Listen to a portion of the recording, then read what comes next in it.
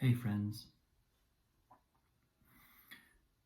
it's Monday, which means I had a piano lesson with Madeline today, which means that's what I'm most likely to talk about.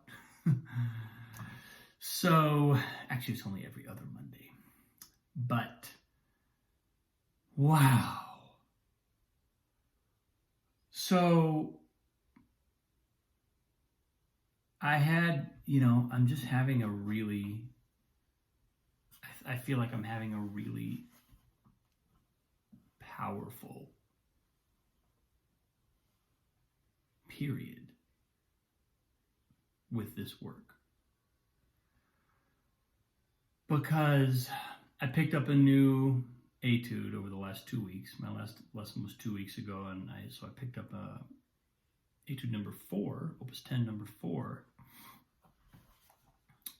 Very kind of famous piece among the etudes. It's one you hear a lot. It's thrilling, it's emotional, it sounds just so virtuosic. It is virtuosic.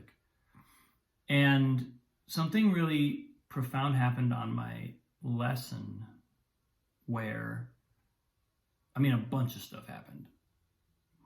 But the thing that I think I can speak about clearly here came out of a moment where Madeline basically had me connect with my gut, my body, my kind of core, my gut energy. And I've done this before, but for some reason today, I got a new flash of insight from it, because I recognized that as I connect with that deep energy,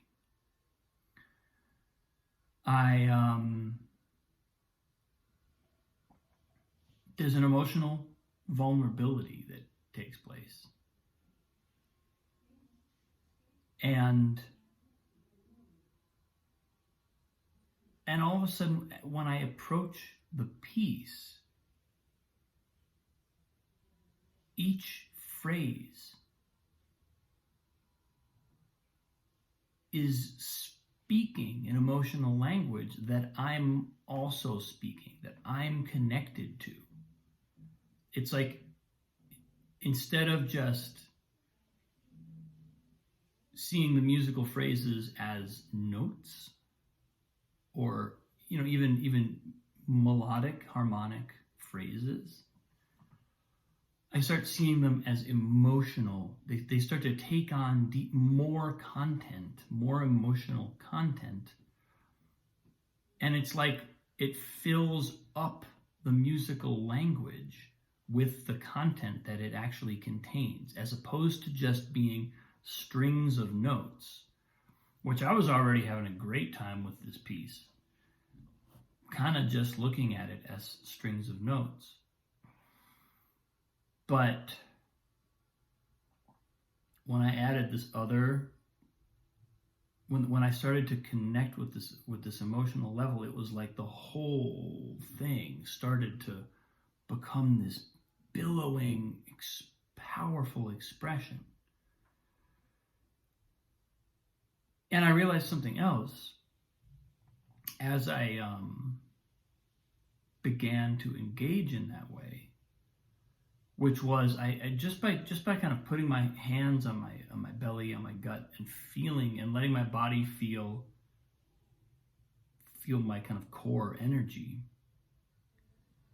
and then imagining the piece, I immediately feel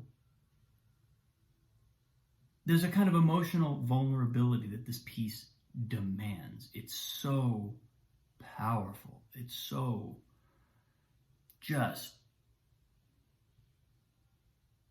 it's a declaration. And I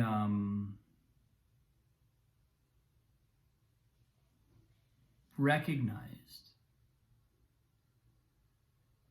that like part of how I view this piece, in part of how I have historically viewed it, is coming from the fact that on some level I know it demands this level of emotional vulnerability. It's like you hear the piece performed and it just has that content. And I clocked something in my own awareness of which had to do with the fact that my apprehension about the piece actually isn't technical. Even though on the surface level, my conscious mind is saying, oh, it just sounds technically formidable. And there's just a whoa effect of the piece on the idea of learning that piece has kind of had this whoa effect on me, which I did a pretty good job this week of just kind of keep on going, even when it's like even when my progress started to really slow down to a bar or two here and there, on various sections. I've done a pretty good job of for 2 weeks. Within 2 weeks, essentially memorizing the piece except for the very end, and really kind of being at a place where I can kind of play it way under tempo. But what I hadn't done any work on was this emotional side, this emotional like body sense of what the meaning of the piece actually was. And I realized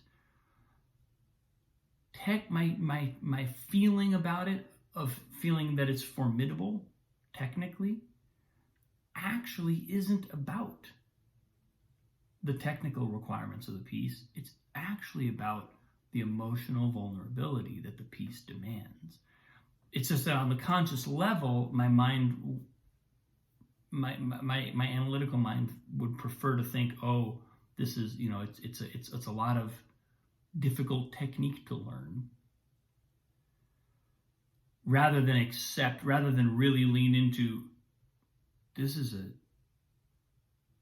total emotional vortex to enter into, to allow myself to be transported by. But in the same way that I've described singing, the process of singing on piano, where my kind of take on singing has been, I'm playing something that's difficult and it's hard to play, and then I sing all the parts, the various voices, whether it's 2 or more voices in each hand.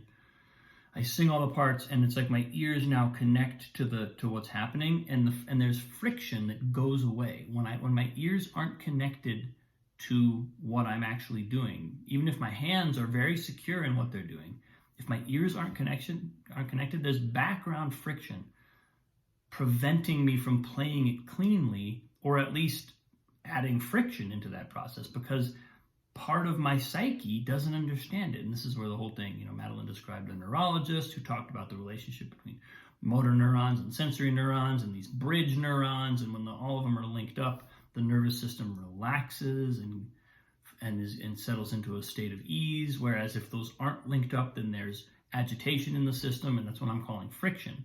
So connecting my ears to every voice that's coming out of my hands and out of the instrument reduces that friction dramatically, and the effect is just that the piece gets easier to play. Well, this emotional level is similar, because if I'm playing something that's technically difficult, but there's an emotional component to it that I'm not readily experiencing, it's like there's a part of me that's holding back. And that part of me that's holding back is going to create friction. It's going to not allow me to be carried by the momentum of the piece and to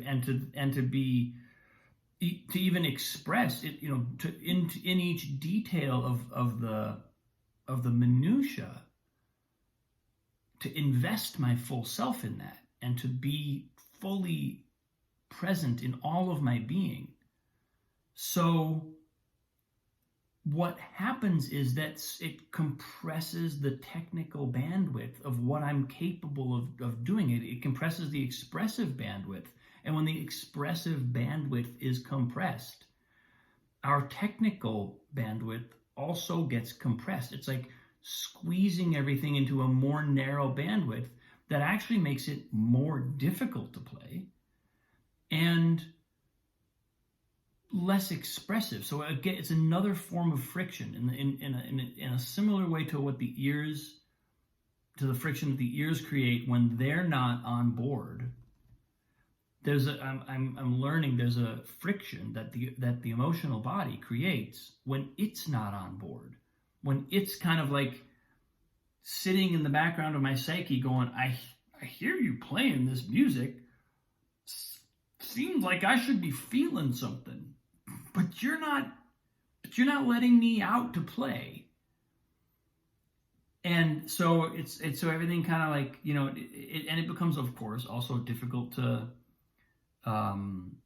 interpret the piece. It's like kind of it would be like trying to interpret spoken language without listening or paying attention to tone of voice, or spoken language that didn't have tone of voice, where there was no natural rise and fall to the tone of voice. So you didn't really understand. There was no indication of the emotional content of the language. There was just the language coming at you very flat and like this, so that you would not know. It kind of like it erases, it compresses the life.